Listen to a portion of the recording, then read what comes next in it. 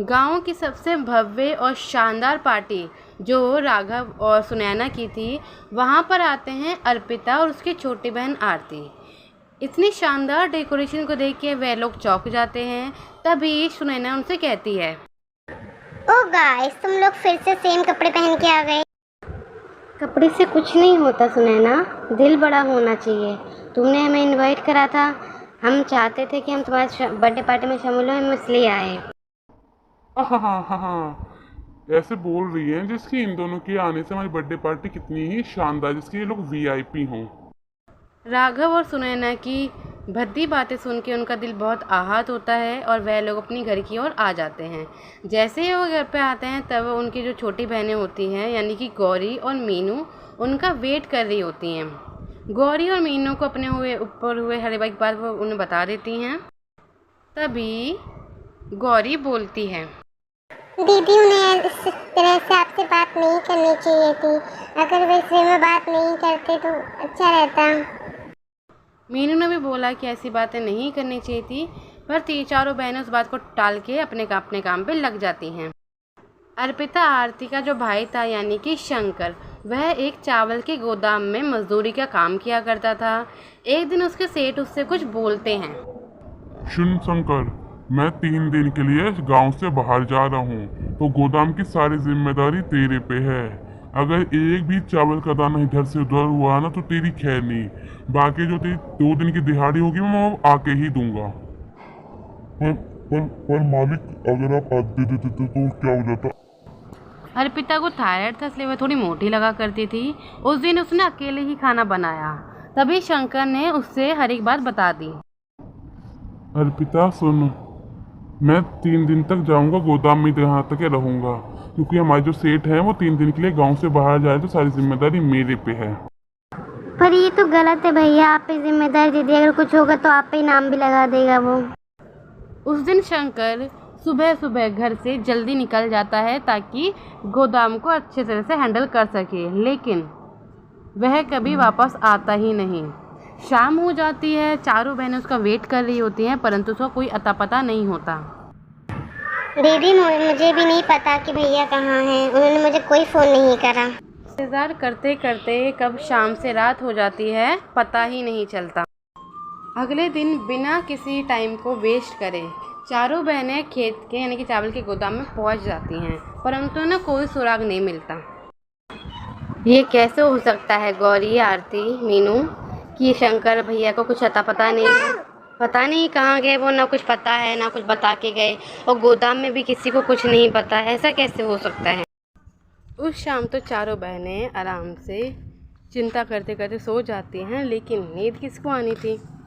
अगले ही दिन सुबह जैसे ही होती है, वैसे ही चारों बहनें गांव के अलग अलग एरिया में जाके पता करना शुरू कर देती हैं, पर उन्हें कुछ भी पता नहीं चलता। रात हो जाती है और वो दिन भी बीत जाता है। एक दिन क्या होता है कि सडनली उनके जो किराएदार होते हैं, उनका जो मकान मालिक होता है, वो उनके घर आ जाता है।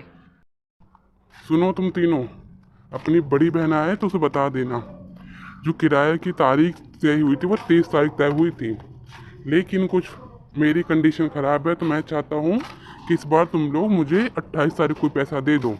तो कोई भी जल्दबाजी मत करना और चुपचाप से दे देना। अगर नहीं दोगे 28 पैसा मेरा, तो मैं घर से बाहर कर दूंगा। बता दें अपनी बहन को।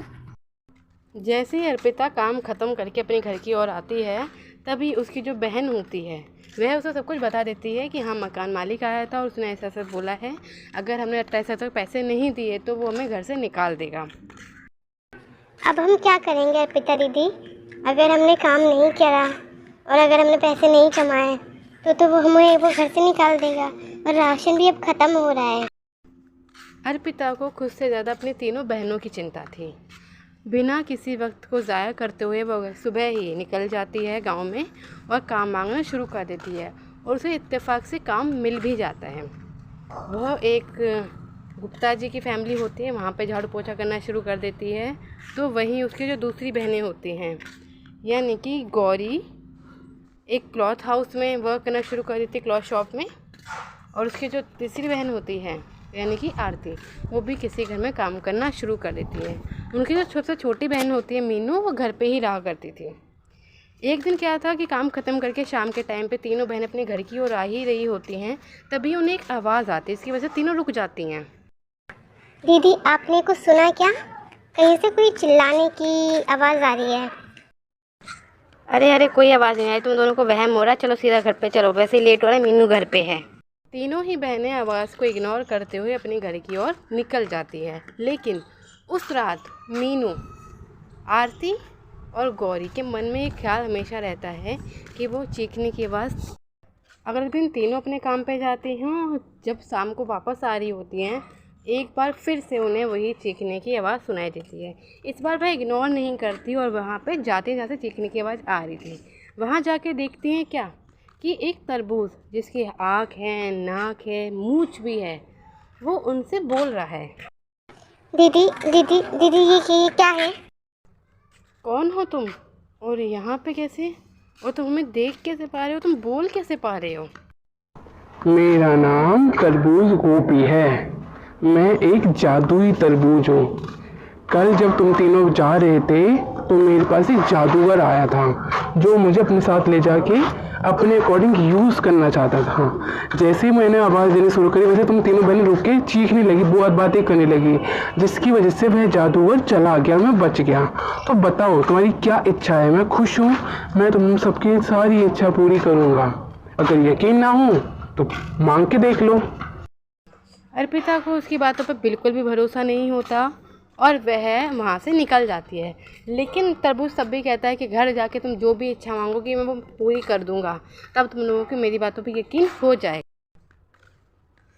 गौरी के मन में एक ख्याल था कि क्या तरबूज सही कह रहा था, तरबूज गोपी ने जो बोला वो सच है क्या, मैं बोल के देखूं। दीदी दीदी मुझे एक बार ट्राई करना है, क्या पता तरबूज गोपी की बात सच हो। हे जादुई तरबूज गोपी, मुझे एक मेकअप किट ला के दे दे। जैसे ही गौरी अपने मन की इच्छा व्यक्त करती है वैसे ही उसके सामने मेकअप की किट आ जाती है। फिर धीरे धीरे करके तीनों बहनें यानी कि आरती मांगती है एक फ्रिज, उसके पास फ्रिज आ जाता है सडनली से। और फिर वहीं अर्पिता, जिसको भरोसा नहीं था, वो भी एक बार ट्राई करती है और अर्पिता भी मांगती है एक अच्छा सा सामान यानी कि कूलर। जैसे ही वो बोलती है वैसे ही सडनली से वहाँ पर कूलर भी आ जाता है। यह देख के तीनों बहनों को यकीन हो जाता है कि वो जो जादुई तरबूज गोपी थी वो सच में जादुई तरबूज था जिसने हमारी हर एक इच्छा पूरी कर दी। देखते ही देखते वह अपनी हर एक इच्छा पूरी करने लग जाती हैं और करते करते झोपड़ी से एक महलों जैसे घरों में आ जाती हैं, जिसकी वजह से अब उनकी जो ज़िंदगी थी वो पहले से काफ़ी हद तक बेहतर हो गई थी।